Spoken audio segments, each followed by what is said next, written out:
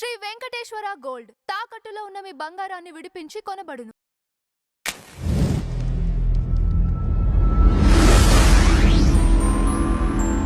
నమస్కారం నాగార్జున గారు. నమస్తే అండి. కూటమి పాలన 2 సంవత్సరాలు పూర్తయిన సందర్భంగా వాళ్ళు 3 చోట్ల అంటే తిరుపతి, అమరావతి అండ్ వైజాగ్ లో సభలు నిర్వహించాలని చెప్పేసి ప్లాన్ చేసుకుంది.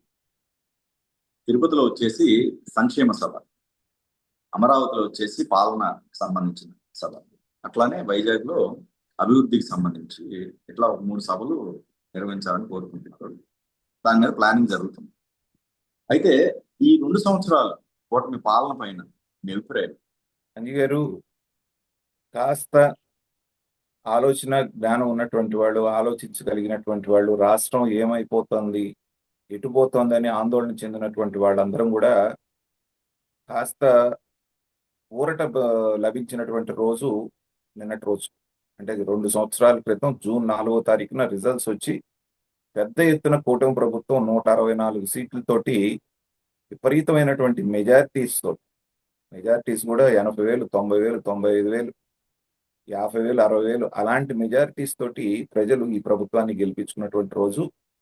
ఆంధ్రప్రదేశ్ ఏర్పడ్డ తర్వాత ఈ ఎన్నికలు అనేటువంటి చరిత్రలో సువర్ణాక్షరాలతో లిఖించదగ్గటువంటి రిజల్ట్స్ అండి.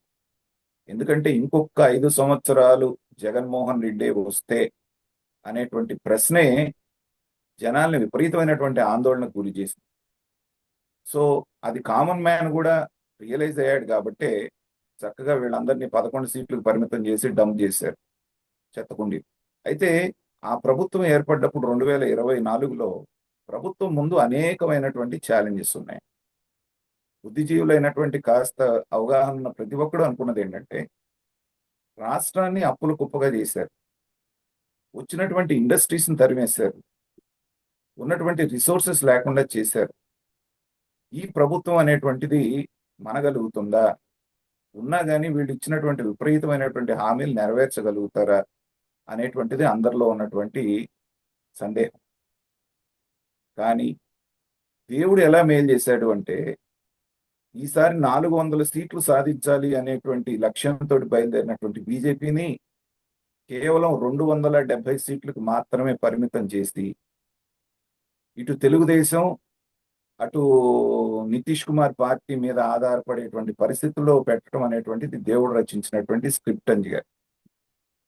అది ఆంధ్రప్రదేశ్ పాలిట వరంలాగా పరిణమించి, నిజంగా వాళ్ళు అనుకున్నట్టుగా 400 సీట్లు కాకపోయినా వాళ్ళ సొంత మెజారిటీ ఒక 300 సీట్లు వచ్చినా, ఇవాళ ఏదైతే చంద్రబాబు నాయుడు గారి పట్ల, ఆంధ్రప్రదేశ్ పట్ల ఆదరణ చూపిస్తున్నారు మోడీ గారి ప్రభుత్వం, అది ఎట్టి పరిస్థితుల్లోనూ దాంట్లో 10% కూడా చూపించేవాళ్ళు కాదు.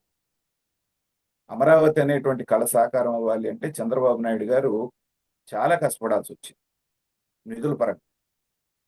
కానీ ఎప్పుడైతే ఈ ప్రభుత్వం యొక్క మద్దతు అనేటువంటిది కేంద్ర ప్రభుత్వంలో కావాల్సి వచ్చిందో, అక్కడి నుంచి రాష్ట్రం అనేటువంటిది కొద్ది కొద్దిగా తేరుకోవటం, తర్వాత బడ్జెట్లో ఎలొకేషన్స్ కానివ్వండి, లేదా ప్రత్యేకంగా అడిగినటువంటిది కానివ్వండి, వైజాగ్ స్టీల్ ప్లాంట్కి సంబంధించినటువంటి కానివ్వండి, అమరావతి నిధులకు సంబంధించినటువంటి ఇతోధికంగా బీజేపీ ప్రభుత్వం అనేటువంటిది కేంద్ర ప్రభుత్వం సహకరిస్తోంది.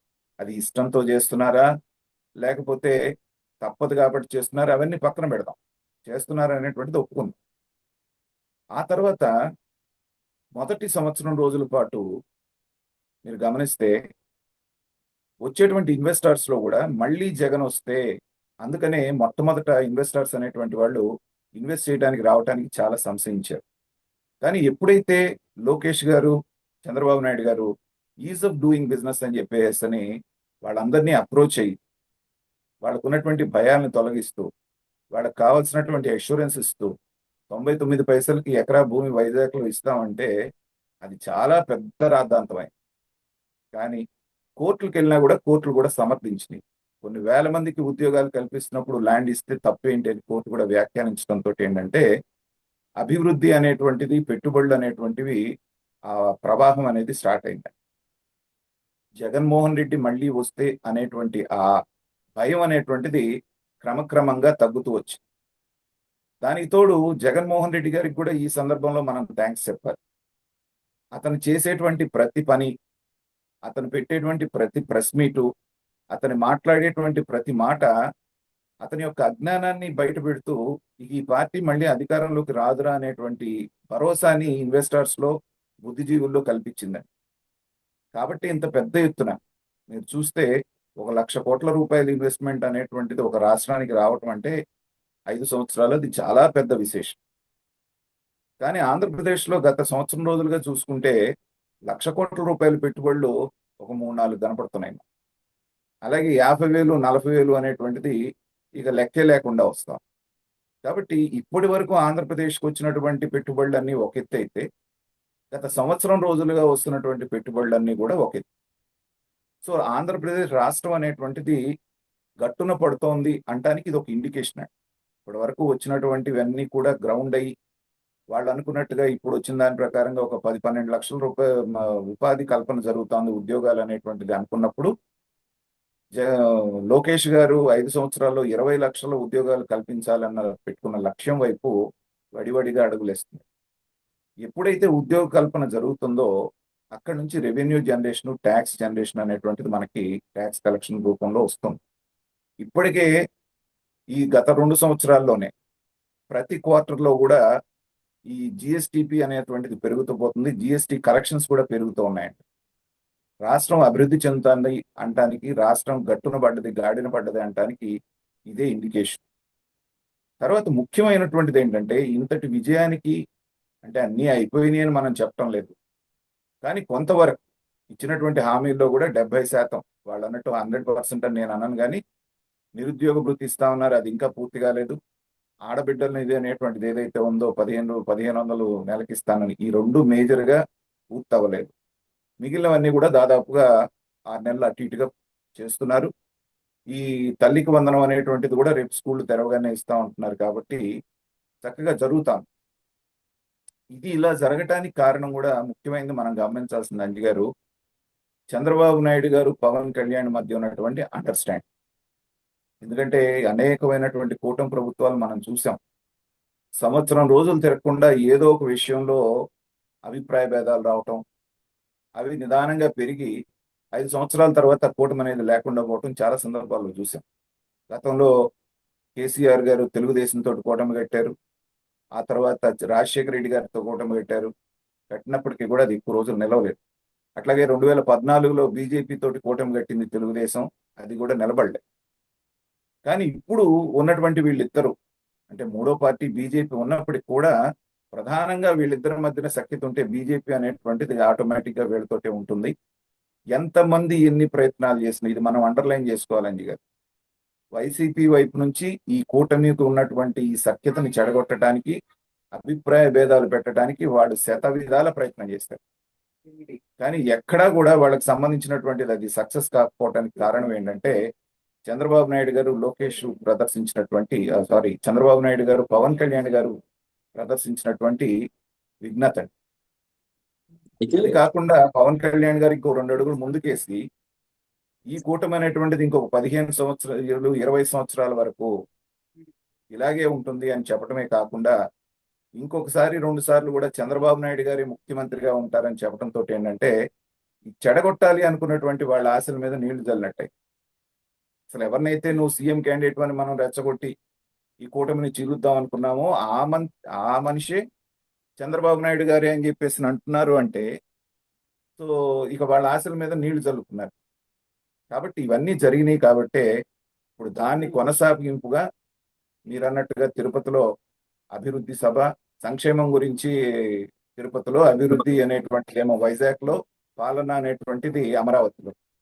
ఇదేంటంటే 2 సంవత్సరాల్లో వీళ్ళు చేసినటువంటి అభివృద్ధి ఏదైతే ఉందో, ప్రజలకు ఏదైతే చెప్పారు, ఏదైతే చేస్తామన్నారో దాన్ని ఎంతవరకు చేశారు అనేటువంటి ఒక ప్రోగ్రెస్ రిపోర్ట్ ప్రజలకు ఇవ్వడానికి పెట్టినటువంటి సభలుగా నేను భావిస్తున్నాను అంజి గారు. భారతదేశంలో ఎక్కడా లేనటువంటి పరిస్థితులు మన ఆంధ్రప్రదేశ్కు దాపురించినాయండి. ఇవాళ డికే శివకుమార్ నిన్నగాక మొన్న ముఖ్యమంత్రిగా కర్ణాటకలో ముఖ్యమంత్రి ఆయన ప్రమాణ స్వీకారం చేశారు. చేయగానే ఆయన చేసిన మొట్టమొదటి పని ఏంటండి, వెళ్ళి సిద్ధరామయ్య గారి ఇంటికి వెళ్ళాడు, ఆయన పాదాభివందనం చేశాడు. యడ్యూరప్ప గారి ఇంటికి వెళ్ళాడు, ఆయన బీజేపీ అయినప్పటికీ ఆయన్ని కలిసి వచ్చాడు. అలాగే కురువృద్ధుడు అయినటువంటి దేవేగౌడ గారి ఇంటికి వెళ్ళాడు, ఆయన ఆశీర్వాదం తీసుకొని వచ్చాడు. మరి ఈ రెండు భిన్న ధృవాలు, కాంగ్రెస్ బీజేపీ అనేటువంటి. కానీ అది కనీస మర్యాద. రాజకీయం రాజకీయమే. అలాగే మన తమిళనాడులో విజయం సాధించాడు. సాధించిన వెంటనే అతను చేసిన పని ఏంటి? స్టాలిన్ ఇంటికి వెళ్ళాడు. ఏ స్టాలిన్ ని విపరీతంగా విమర్శించి ఎవరి మీద అయితే గెలిచాడో అక్కడికి వెళ్ళాడు, అతనికి పాదాభివందనం చేశాడు, అతని ఆశీర్వాదం తీసుకొని వచ్చాడు. పక్క రాష్ట్రాల వాళ్ళు ఇంత సంస్కారవంతంగా బిహేవ్ చేస్తున్నప్పుడు మనకున్నటువంటి ప్రతిపక్ష నాయకుడు అసలు ప్రమాణ స్వీకారానికి రాడు.